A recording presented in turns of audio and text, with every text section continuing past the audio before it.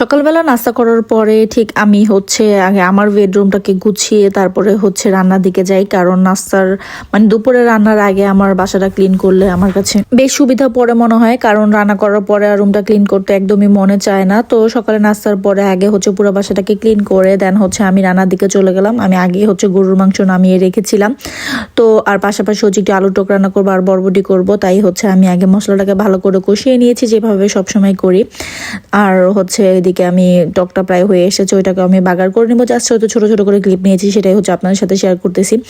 আমরা যাব ঘুরতে, আমাদের ছুটি অলরেডি শুরু হয়ে গিয়েছে। সাজালাটা প্রায় শেষের দিকে, কিন্তু সাজালার বাবার রেস্টুরেন্ট বন্ধ হবে সামনের মাস থেকে, তাই আমরা সামনের মাসের 1 তারিখে ঘুরতে যাব। গত বছর গিয়েছিলাম ইটালিতে, এবার অন্য আরেকটা কান্ট্রিতে যাব। তো কিভাবে যাব কি করব সবকিছুই আপনাদের সাথে শেয়ার করব। তো এখন জাস্ট কেনাকাটা, তারপরে প্যাকেটিং এর পালা। কেনাকাটা বলতে টুকিটাকি বাচ্চাদের পড়ার জিনিসপত্র, কোথাও ঘুরতে যাওয়ার আগে তো একটু কেনাকাটা করাই লাগে, আর প্যাকেটিং এরও একটা ব্যাপার থাকে। তো আমরা এবার একটু লং টাইমের জন্য যাচ্ছি, তাই একটু বেশি আমাদের প্যাকেটিং হবে। তো আমি এদিকে গরুর মাংসটা রান্না করে নিচ্ছিলাম, টকটাও প্রায় হয়ে গিয়েছে, ওইটাকে আমি নামিয়ে নিয়েছি, ভাজিটাকেও করে নিয়েছি। ঘুরতে যেতে মোটামুটি সবাই কম বেশি পছন্দ করে, আর ইউরোপে ঘোরার মজা তো আলাদাই।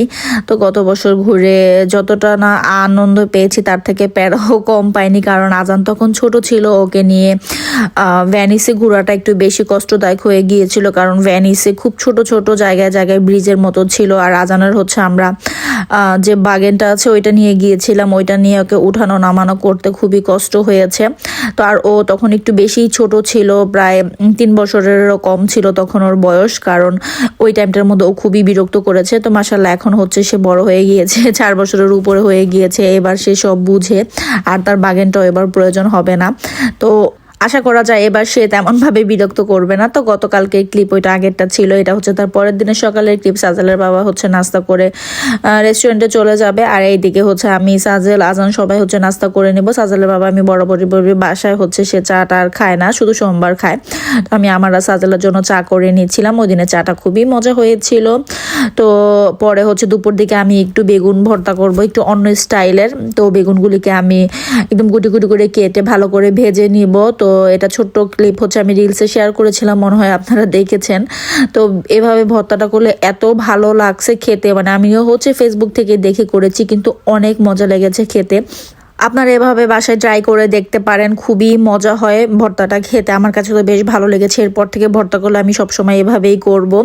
আর আমাদের যে ট্যুরের ভিডিওগুলি আসবে সেগুলি সবই আমি আপনাদের সাথে শেয়ার করব। আশা করি আপনারা আমার পেজের পাশে থাকবেন।